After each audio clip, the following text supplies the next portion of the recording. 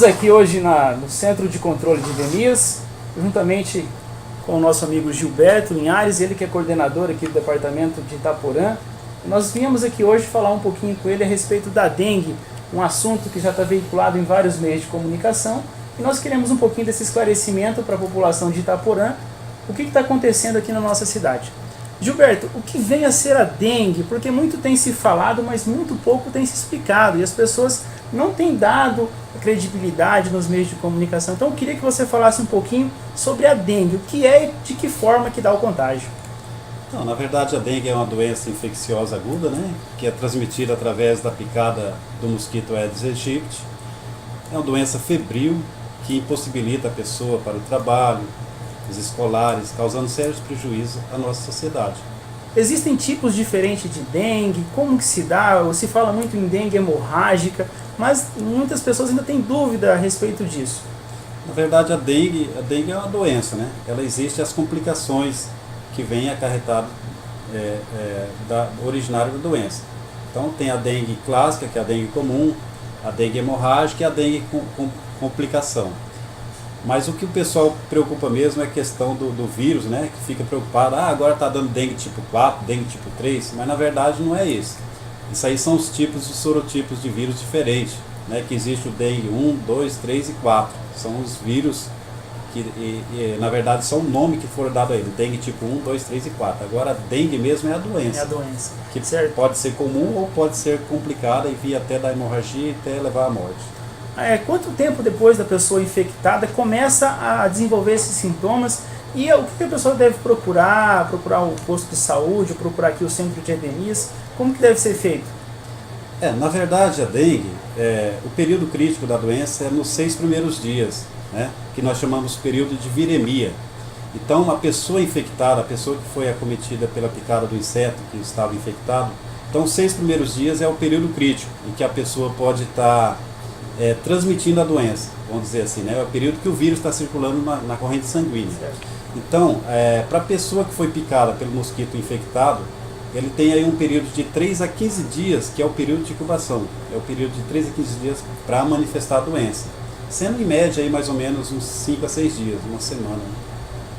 Então vamos dizer assim, o mosquito ele é o transmissor, ele sozinho não ocasiona problema nenhum. Se o mosquito Aedes aegypti me picar e ele não tiver infectado, então eu não fico contagiado com a dengue, no caso. Realmente, com certeza. Então, na verdade, o mosquito ele não nasce doente, ele não nasce infectado, ele nasce sadio. Às vezes, todo dia aí na nossa casa, no trabalho, às vezes ele está picando a gente, mas ele não está infectado. Ele só vai transmitir a doença no momento que ele picar alguém que esteja com a doença, né? Que é naquele período que a gente falou, os 6 primeiros dias da doença. Se o mosquito picar, ele vai ficar infectado. E esse mosquito depois, para transmitir a doença, ele não vai já sair de um, amanhã e picar o outro já vai manifestar a doença, né? Não vai transmitir. Ele vai transmitir a doença depois de um período aí de 8 a 12 dias. Então, o mosquito picou a pessoa doente, ele tem um período de 8 a 12 dias para começar a soltar a doença nos outros. Certo. E aquela outra pessoa que vai ser picada tem de 3 a 15 dias para adoecer. Ok. E como que se dá essa procriação desse mosquito? O que se deve fazer? As pessoas acham que o mosquito ele se dá numa água suja, mas na verdade, pelo que eu também estou sabendo, ele se dá mais na água limpa. É isso mesmo que acontece? Na verdade o Aedes aegypti, a gente compara assim como tipo o pardal, o passarinho, né? Existe uma infinidade de passarinhos. Então cada qual faz o ninho no local, né? A pombinha cata os raminhos, leva lá na árvore, faz o ninho. O papagaio faz lá no ovo de pau, o periquito no cupim. Assim são os insetos. Então existe uma infinidade de espécies de mosquitos.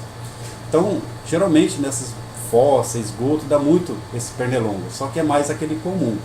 E o Aedes aegypti, ele achou os locais onde acumula água da chuva, principalmente, né, nas vasilhas que ficam lá expostas nos quintais, nas águas aquáticas, aliás, nas plantas aquáticas, aquelas plantinhas que tem dentro da água, ou no pratinho que acumula a água que a dona de casa coloca ali.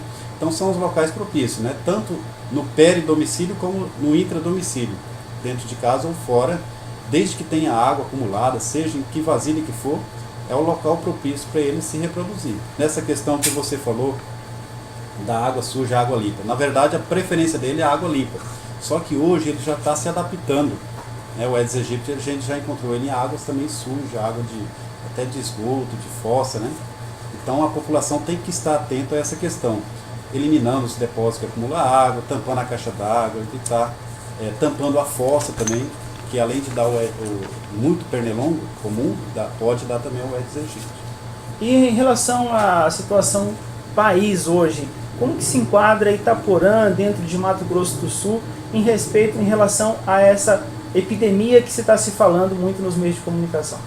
Na verdade, todos os municípios do Brasil, né, tanto do estado de Mato Grosso do Sul como do nosso país, todos são suscetíveis à doença, corre risco de ter epidemias, né?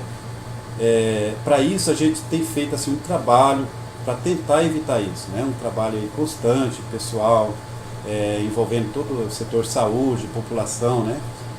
As entidades de classes, associações.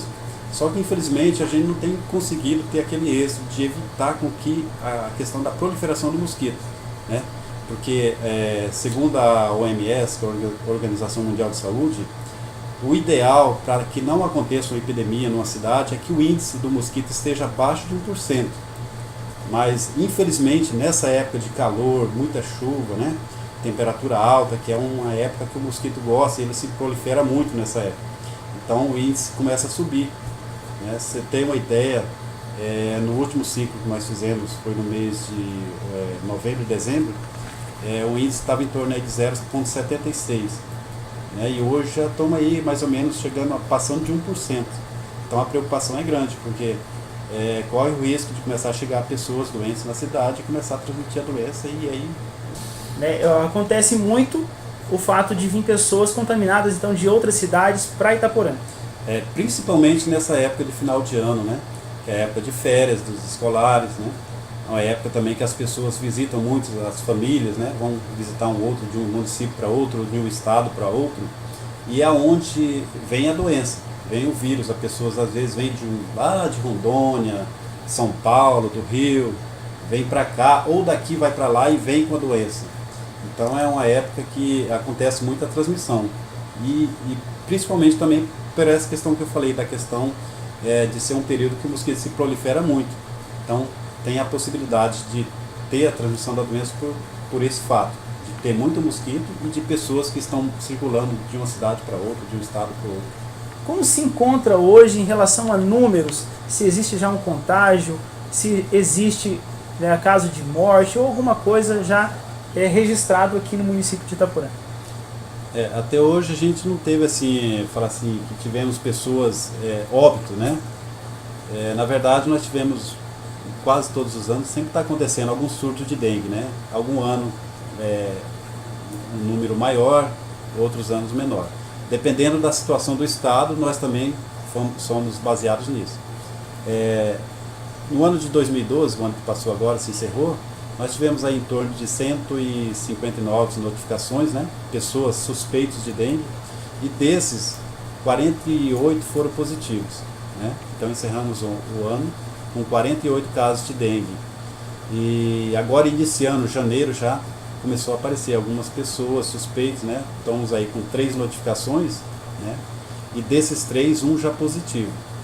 Uma pessoa paciente de Rondônia, estava aqui no nosso município, e ele está com a doença, né?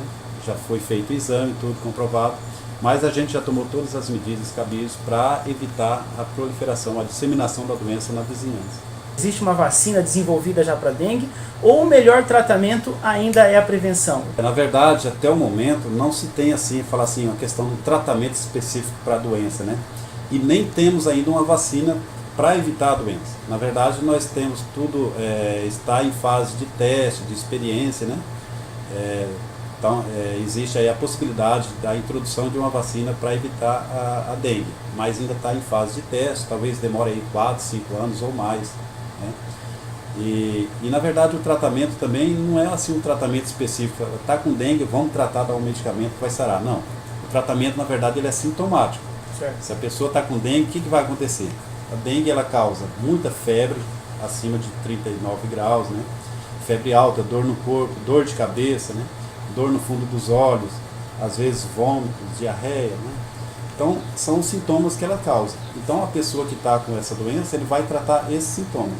Se ela está com muita dor no corpo, febre alta, ela vai tomar medicação para aliviar isso. Se começa com aquelas náuseas, tomar medicação para aliviar também isso aí. Tá? Então o tratamento dela na verdade é sintomático e ela se recupera por si mesma, pelo próprio organismo de cada um. Há alguns casos que há necessidade de internação? Sim, com certeza. A dengue ela não é uma doença assim, às vezes a população acha que é uma doença simples, mas é uma doença perigosa que tem que ter muito cuidado, né?